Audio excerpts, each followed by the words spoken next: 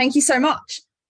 Okay, so after that great introduction, I'm not really sure that I need to cover that, except to say that I'm from the Australian Centre for Astrobiology, and this talk will be on my PhD. And showing the screen. Sorry. Share the screen, please. It's that time of the day. It's okay. We all need a coffee. I know I'm the only thing standing between us and a break, so I'll try and speed run it. Yes. Okay, so sorry about that. Thank you. It's all good. We've all been there. And I'll try and even face the camera so that I don't look too weird on the side for everyone online. All right, so we've all sort of discussed this a little bit today. Everyone's kind of talked about it, but I want us to think for a moment about 1969 and the moon landing. This moon landing was the culmination of all the work, the science, the engineering of that very first space race. And the entire world watched on as we stepped foot onto the moon, onto another celestial body for the first time ever. Now, I want us all to imagine, with the world watching on, Neil Armstrong looking down and seeing, oops, his squished alien life on the moon. It'd be a disaster, both for PR and for science. Now, we were really, really confident that this wasn't going to happen on the moon. We'd done our research. We knew that there wasn't going to be anything like this there. All good. But we are in the midst of a second space race, the race to Mars. And I say we're in the midst of it rather than we're just beginning, because clearly, over the last few years, there's been quite a lot of activity in this space, and there continues to be. And we're going to Mars, not just for the heck of it, but to look for evidence of life. Now, it's probably not going to be that sort of a guy. However, what it might be is microbes, or maybe more likely, extinct fossilized microbes. But what if, with our exploration, we destroyed all potential evidence of life on Mars, just through our own carelessness? So when we're thinking about life on Mars, we start that thought, we begin the process for what to look for on Mars right here in Australia. And when I say right here, I do mean the opposite side of the country, in the Pilbara region. And the reason we go to the Pilbara is to look for these guys. Now, that might look like a lumpy rock to most people because it is a lumpy rock, but this lumpy rock is stromatolite fossils that are 3.5 billion years old, billion with a B. And if anyone is a little confused about how old that is, the Earth is only 4.5 billion. So these are extremely old, and in the Pilbara, extremely well preserved. And stromatolites are formed with layers of microbes and sediments building up on top of each other over years and years and years. So these are strong evidence of biology, and not just any old biology, but more complex than single cells floating around. These are communities of microbes. And those fossil sites over in WA are a key part of this second space race, the race to Mars. They've been used by the NASA Perseverance team because what Perseverance is looking for is that funny little lumpy texture in the rocks, potentially.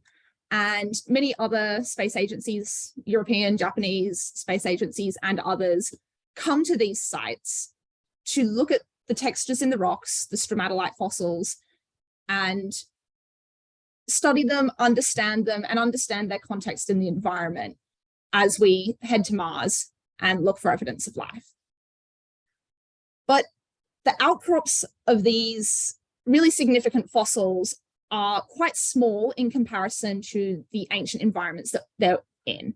So if you look at that picture there, what you're seeing in the hills is the rim of a volcanic caldera.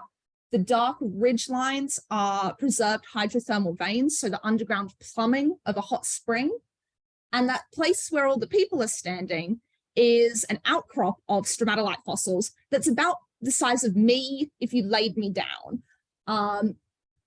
And so that's a pretty small area in hundreds of kilometers of ancient rock. But the fossils themselves occur over an even smaller scale, just centimeters. But that's not what gives us the evidence of life. What gives us the evidence of life is over a micrometer scale. It's evidence of biogenicity at an incredibly, incredibly small scale that we didn't even know about until quite recently. And these sites, very important for studying the origin of life on Earth and potentially the origin of life on other planets. But they have been under threat for a number of years. And the threat that they are under is theft. Now, if you're asking yourself, why would you steal a rock? That is a great question. But being the oldest convincing evidence of life on Earth, they are worth something in the scientific community, quite a lot in the scientific community. And so this issue of stealing these rocks isn't just some vague moral issue, but it actually inhibits the science that we can do.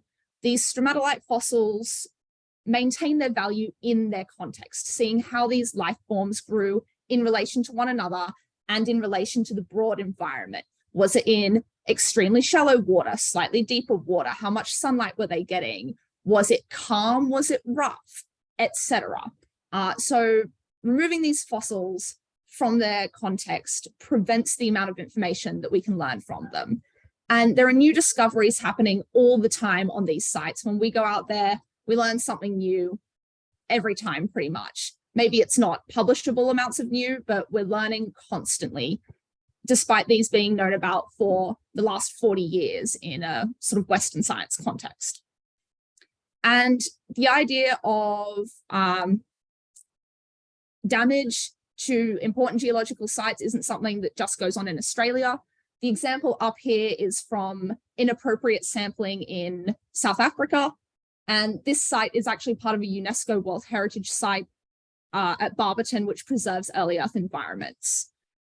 In the UK, there was a point that the government considered banning all geologists from taking any samples at all in the entirety of the UK, which is fairly drastic action.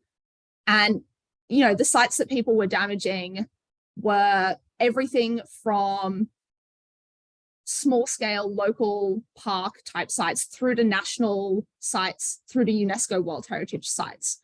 So inappropriate sampling, not just theft, is another major issue that faces geological heritage globally. And what we're damaging on Earth is actually exactly what we would want to go and explore on Mars. So it's evidence of early Earth environments, of the first life on Earth, maybe, how that life formed and in what environment, and how the Earth changed over time. These sites are being damaged across the globe.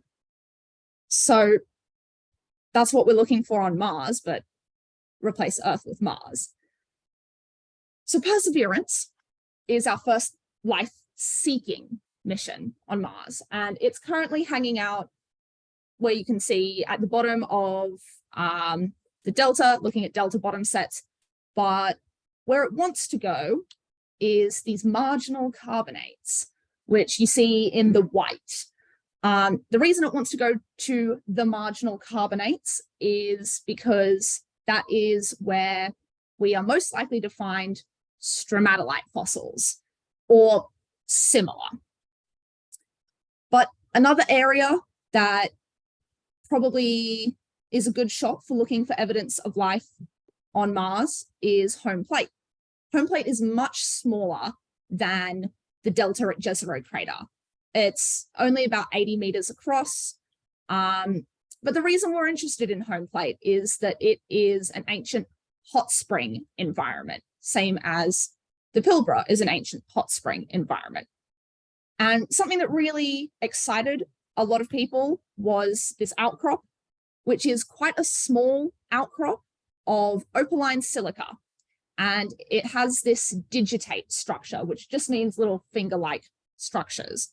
Now, the reason that excited a bunch of astrobiologists and geologists, scientists broadly, is because these structures are morphologically identical, so they look the same as structures that we see in hot springs on Earth, El Tatio, Chile. And that is exciting because on Earth and in these hot springs in Chile, this digitate structure is, insofar as we know, only formed with microbial mediation. So what that means is that this site identified on Mars, if it is actually the same as what we've got here on Earth, that is microbially mediated. Microbes created that shape in the rocks. So this site at home plate is potentially the best evidence of life on Mars. We don't know, got to take some samples, but potentially this is the best evidence of life on Mars. So to give you guys an idea of the scale of how this incredibly significant outcrop, a rocket. Elon Musk wants to send us to Mars in Starship. Starship is 120 meters tall. And I'm talking about a site that's about 80 meters. Now, we're not taking all of Starship and laying it down sideways anywhere, let alone this one specific place on Mars. So what about the landing area of a rocket? Once again, Elon Musk's autonomous spaceport drone ship, definitely not a mouthful. It requires the area that you see there on that barge to land Falcon 9, which is a 70-meter tall rocket, right? That's the footprint needed to land this rocket. And we are landing this entire rocket. It's not splitting up into pieces, you know, it's the whole rocket. So if you compare that to what is, I'll say it again, potentially the best evidence of life on Mars, the footprint for landing a rocket would wipe out that outcrop.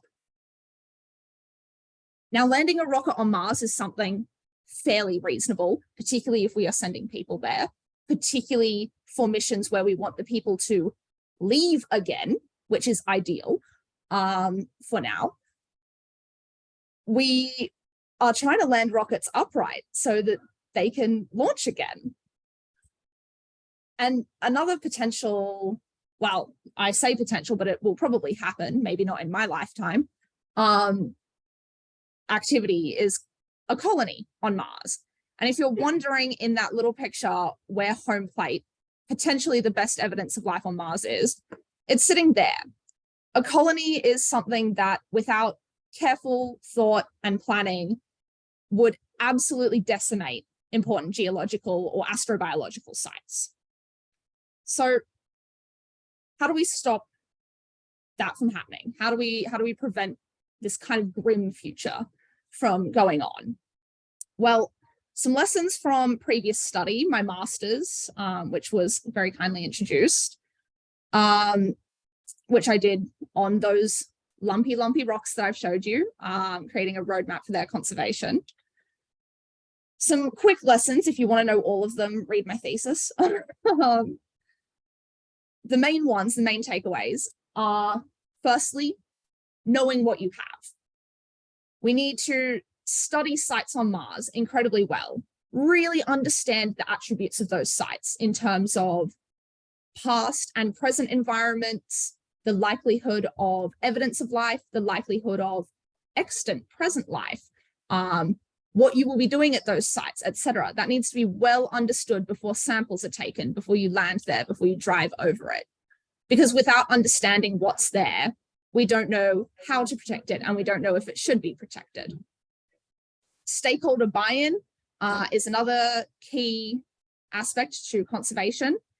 It's one of the reasons I'm here today talking to everyone, because we are all in the space sector here. So it's important to understand how the space sector throughout government, throughout universities, throughout private business, how they perceive conservation. What would all of us like to see done or not done? How do I ensure throughout my project that we all understand that conservation isn't to inhibit science by any stretch, nor is it to inhibit exploration, but that it works in partnership with exploration and science so that these goals can continue to be worked on into the future rather than prevented from being worked on with careless actions. And the idea of bespoke conservation. As I've shown you over the limited examples that I've given in my short time here, there are so many different scales, different values, different contexts to all of these sites, both on Earth and on Mars. And all of those different scales and values and contexts affect how we go there, what we go there to study, the stakeholders involved. And all of those affect how we would conserve a site to make sure that that study can continue to be done into the future and make sure that the sites are preserved, not just for study, but things like aesthetics, further education, their intrinsic right to exist because it potentially was once alive. So I'm going to leave you guys with a bit of a one-liner that exogeoconservation is what helps ensure that this critical information is retained for future generations. And not only is it helping us understand maybe the origin of these little green beans on Mars, but it might, at the end of the day, help us understand our own human origins here on Earth.